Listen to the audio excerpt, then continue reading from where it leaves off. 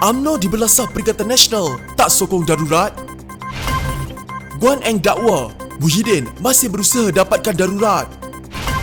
Tun M nak jatuhkan Pakatan Harapan sejak hari pertama jadi kerajaan. Mazli keluar pejuang kerana sokong Anwar.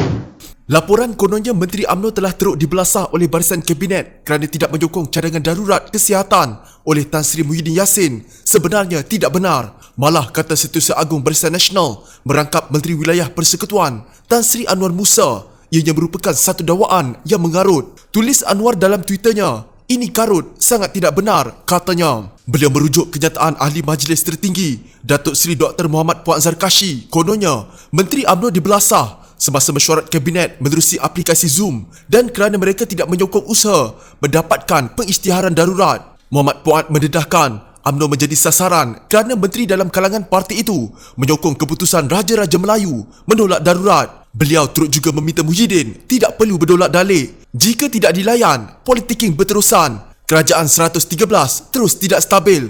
Rakyat menjadi mangsa. Puncanya, tiada kejujuran politik, kata Muhammad Puan. Insiden ini didakwa berlaku dalam mesyuarat Kabinet melalui aplikasi Zoom Rabu lepas. Muhammad Puat turut menulis, ramai yang bertanya kenapa UMNO mengadakan mesyuarat Majlis Kerja Tertinggi MKT 2 kali dalam masa seminggu. Ia berkaitan kejujuran politik. Bila tiada kejujuran, maka mesyuarat segera wajar dibuat demi mengelak syakwa sangka, sabotaj dan politiking. Sebab itu, apabila Yang di-Pertuan Agong menasihatkan semua pihak hentikan politiking, tuanku tahu nasihat darurat berkaitan dengan kejujuran politik, bukan isu COVID-19 semata-mata, katanya.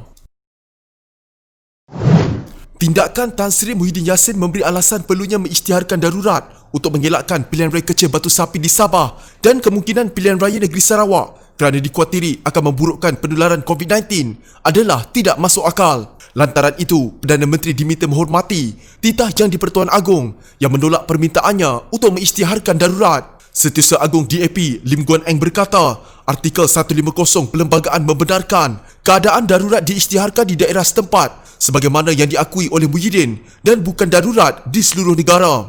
Menurutnya, ramai ahli dan pakar undang-undang tidak setuju bahawa hanya keadaan darurat yang dapat menghalang pilihan raya diadakan. Sebaliknya, ramai yang melihat permintaan pengisytiharan darurat sebagai cubaan Muhyiddin untuk memperkukuh kedudukannya yang lemah. Daripada menjunjung setia titah diraja seperti yang diperlukan mengikut kapasitinya sebagai Perdana Menteri, Muhyiddin masih mencuba untuk memberikan alasan perlunya keadaan darurat dan nampak tidak berputus asa untuk membuat permintaan serupa di masa depan. Jelas bahawa Muhyiddin telah hilang majoritinya dalam kerajaan dengan ugutan setiap hari daripada UMNO untuk menarik balik sokongan daripada Kerajaan Perikatan Nasional. Disebabkan ini, dia tidak mahu Parlimen bersidang, takut usul tidak percaya dan belanjawan 2021 mungkin tidak diluluskan. Darurat adalah kaedah paling mudah dan senang untuk mengatasi masalah dan kelemahan politiknya, kata Guan Eng dalam satu kenyataan. Namun ujarnya, darurat akan membawa kesan serius dan akibat buruk terhadap ekonomi, keyakinan pelabur, sistem demokratik dan perpaduan nasional.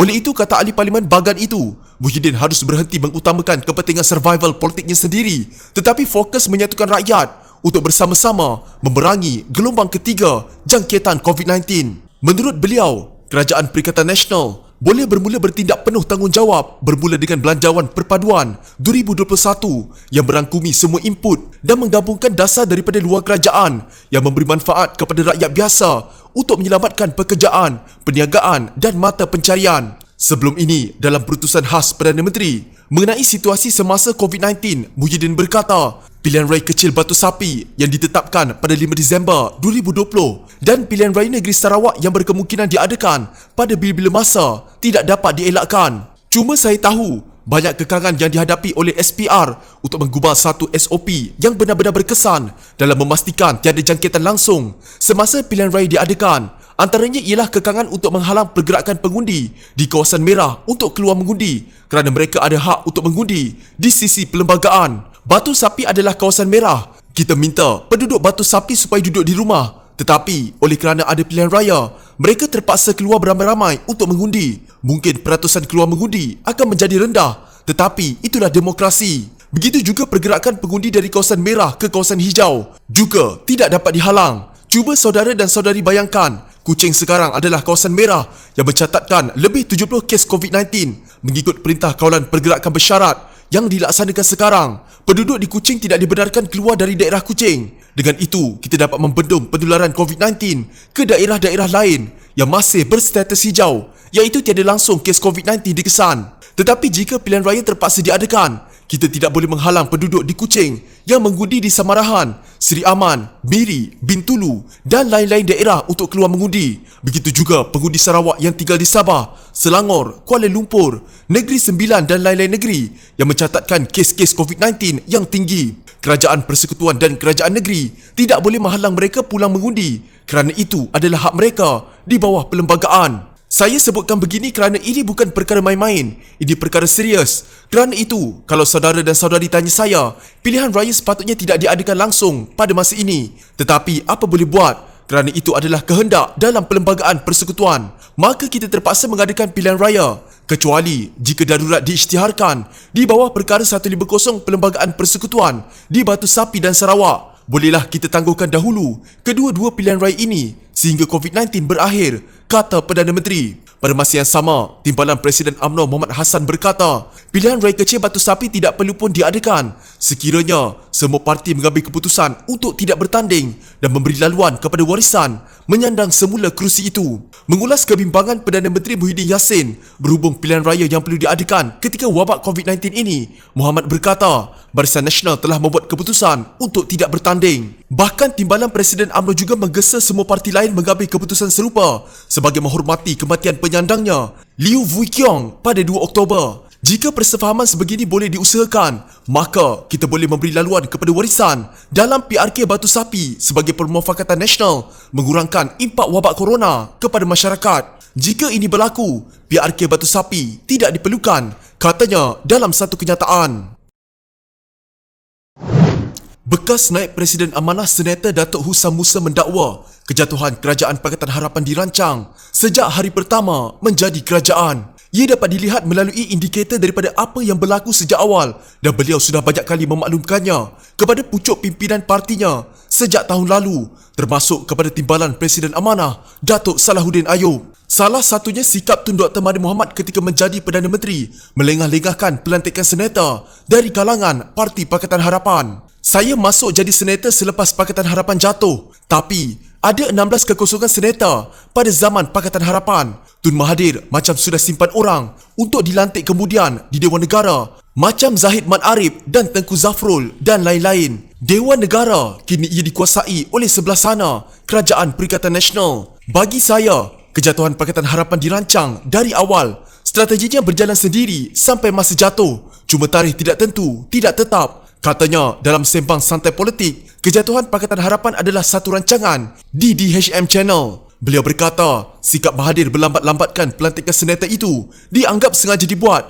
sedangkan dalam banyak isu lain, ahli parlimen Langkawi itu sentiasa membuat keputusan segera. Husam juga berkata, setiap sesuatu yang berlaku ada petanda oleh Allah, termasuk kiamat yang ada tanda-tanda kecil dan besar sebelum ia berlaku. Justru sekiranya pembangkang sekarang mahu menggunakan jurutera yang sama bagi merampas kerajaan, ia hanya membuang masa. Kita Pakatan Harapan sangkut kerana tak move forward. Banyak cara lagi. Bukan kata senang. Tapi selain Tun M jadi Perdana Menteri semula, ada beratus lagi jalan yang ada. Katanya lagi, mengenai kononnya ada kerjasama antara Mahathir dengan Tengku Razali Hamzah untuk menubuhkan kerajaan perpaduan, juga dianggapnya membuang masa. Saya dengar Tun 6 bulan jadi PM, Kuli pun 6 bulan. Ini buang masa. Saya sudah sampaikan salam kepada orang yang baik dengan Kuli, baik dia kerjasama dengan Datuk Seri Anwar Ibrahim. Kalau makan kari pelita kedai mamak hari-hari, mana nak?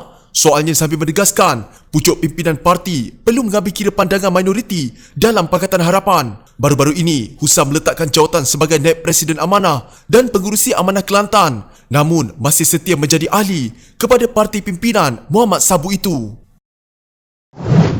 Pembantu Dr. Mahathir Mohamad mendakwa parti baru pimpinan bekas Perdana Menteri, Pejuang dan Mazli Malik berpatah arang selepas bekas Menteri Pendidikan itu membuat keputusan untuk menyokong Ketua Pembangkang Anwar Ibrahim. Dalam hantaran di Facebook, pembantu itu berkata, ahli parlimen simpang renggam itu didakwa menandatangani perakuan berkanun atau SD untuk menyokong Anwar sebagai Perdana Menteri. Kita semua tahu Dr. Mazli dah tanda tangan SD menyokong Anwar Ibrahim. Dr. Mazli berbuat demikian selepas mesyuarat penaja pejuang bersetuju tidak akan memberi sokongan kepada sesiapa yang bersama dengan kleptokrat. Dan kita nak tengok dulu siapa sokong Anwar baru kita decide, katanya. Menurutnya, Mazli juga pergi ke rumah Mahathir untuk makan malam selepas beliau didakwa menandatangani SD sokongan itu. Tun kata, dia Mazli tak cakap apa pun. Lama duk dinner, cakap macam-macam. Daripada nada Tun, kita tahu Tun terasa dengan tindakan Mazli. Tetapi selepas viral pun, tiada usaha daripada pihak Mazli untuk datang minta maaf atau memberi penjelasan. Pihak kita cuba hubungi pun tak ada jawapan, kata pembantu itu lagi. Katanya, walau apapun yang berlaku, pejuang menghormati keputusan Mazli kerana beliau bebas berbuat demikian. Tidak mengapa, kita hormat keputusan beliau. Tun Mahathir, dia akan teruskan walaupun dia berjuang seorang diri. Terdahulu, Mazli mengumumkan penarikan diri daripada pejuang dengan berkata, keputusan itu dibuat berdasarkan dapatan fakta melalui kajian lapangan dan tinjauan terperinci mengenai aspirasi dan kehendak rakyat terbanyak. Katanya beliau akan terus berkhidmat sebagai ahli parlimen bebas dan bekerja dengan NGO kerana mahu memberi tumpuan kepada rakyat, terutama di kawasan parlimennya. Pengunduran Mazli berlaku di tengah-tengah spekulasi berhubung status kedudukannya dalam parti itu selepas nama beliau tidak dilihat dalam satu kenyataan bersama semua ahli parlimen pejuang. Jika anda mempunyai gejala seperti demam, batuk dan sesak nafas, jangan berlengah untuk terus ke klinik atau hospital bagi menjalani ujian saringan. Bersama kita tangani wabak COVID-19.